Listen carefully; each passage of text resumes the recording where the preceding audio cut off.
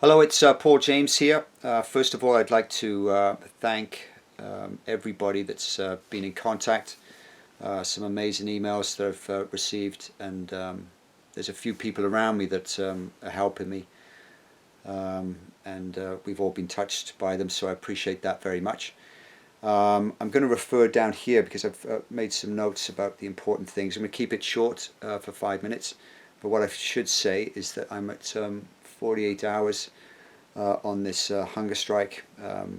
As I said, to recap the day, I spoke to Dwight Drummond on CBC, Mark Sutcliffe at Ottawa radio station 1340, I believe. Very much appreciate their inviting me on and their professionalism of how they dealt with what's a very difficult subject matter. And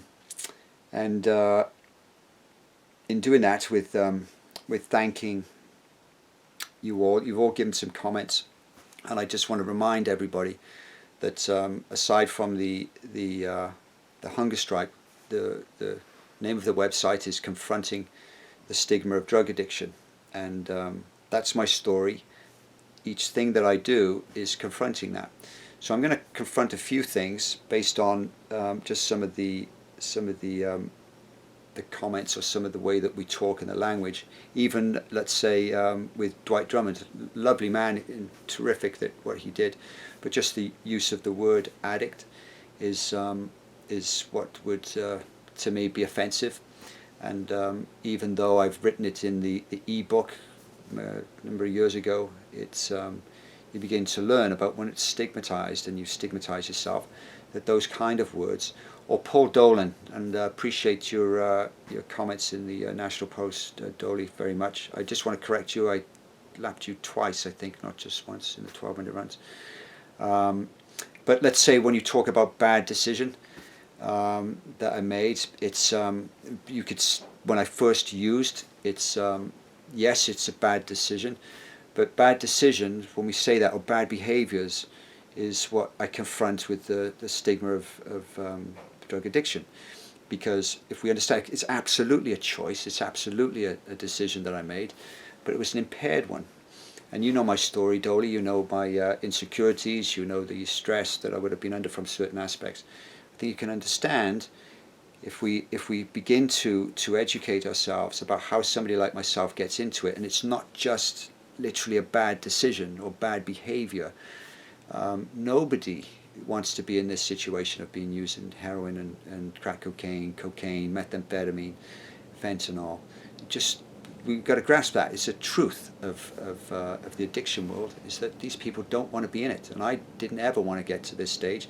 We've got to kind of move on from that, about the choices and disorders and illness. It's a disorder that can lead to illness, can lead to disease, of which the tragedy of Rob Ford, if we did a little bit of cycling back, you think you would find that would be the case with Rob Ford, unfortunately.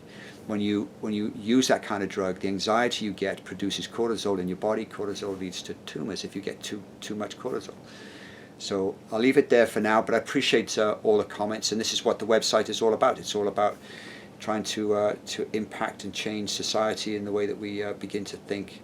And if you listen to the Mark Sutcliffe, I address the word clean and dirty, so maybe you want to reference that.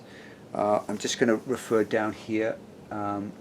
So I just need to explain. Bobby Graham, love you, Bobby, and appreciate the email and getting in touch. You've always been a terrific coach, and well respected in the universities all over North America, and certainly club coaches. And I haven't seen him in such a long time, but to let you know, it's not that I'm sick and really unwell. And the person from the rehab out west, you know, like, again, it touched me about what your offer was. I'm not, when you saw the video the other day, this is not about me having to go back to rehab. This is not about seeing a counselor. This is the information that you don't have, which is the major thing of discrimination.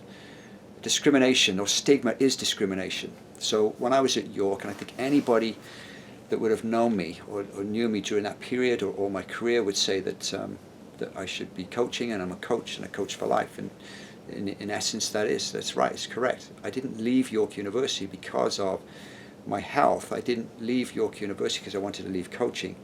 I left York University because I was discriminated against. And when you're discriminated against and you're self-stigmatized, that's what happens. You retreat. So when Jen Myers, the athletic director at York University, does the things that she did, when my assistant coaches try to force me into rehab, really and sincerely and unfairly, and they were brilliant people, like lovely people, but similar to racism, when people receive negative comments or derogatory comments or stereotypical comments, maybe not so much now as it was 15, 20 years, because we have progressed in terms of the racist things, but it's still there, it still exists. But it's exactly the same with addiction. When you are, look at Rob Ford, the poignancy now when you look back at when he was denying what he was denying, you can't imagine what that does to somebody to hide what the health is, and we need to change that. We need to change it to get people into treatment early, knowing that they don't have to fear and worry about that they're going to lose their job and lose their status. That's what happened to me at York. I opened up to them, and I got discriminated against, and then because I ended up leaving York University. The best York University can say, whether it's the in-house legal staff with McCarthy Tutro, Jen Myers, is that they didn't know what to do. And how many of you out there have ever encountered addiction or mental health, and you've come across those words? We don't know what to do. I don't know what to do. That was York. They let me go because that was the easy choice. That was the easy option for them. And then unfortunately, then the lies began to take place. Jen Myers denied that I ever told and opened up to her, and when you had medical evidence in there.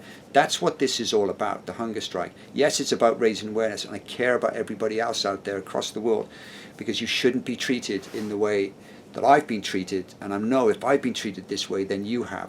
So the cause is for me to get justice and to make York University accountable.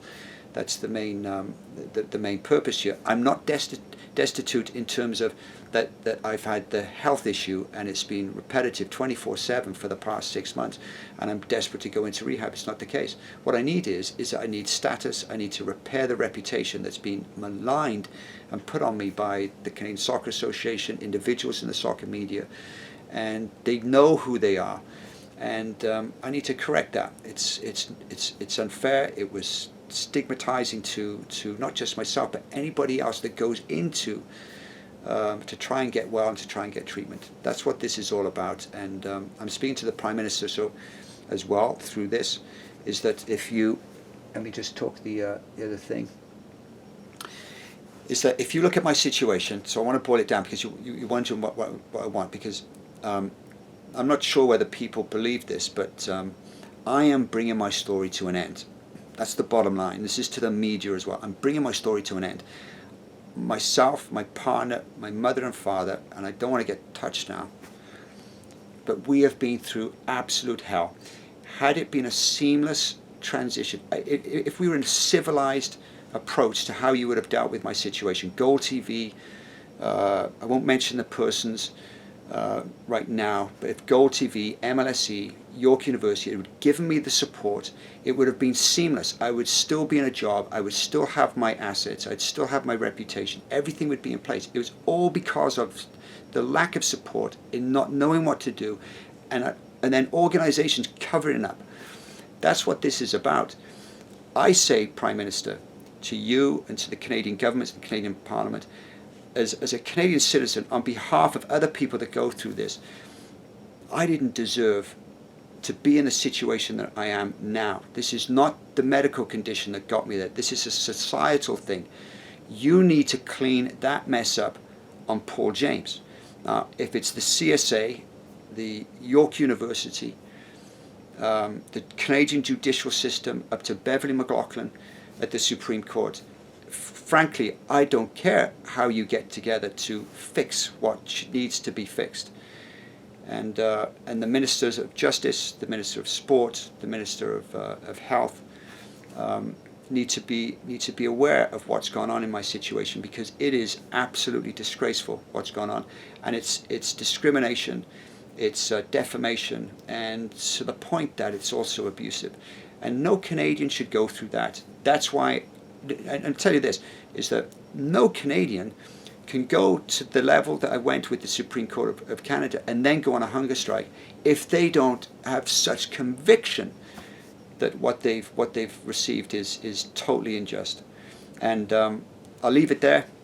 That's for another time. But that's what my story is. I will be continuing the hunger strike. I will not stop.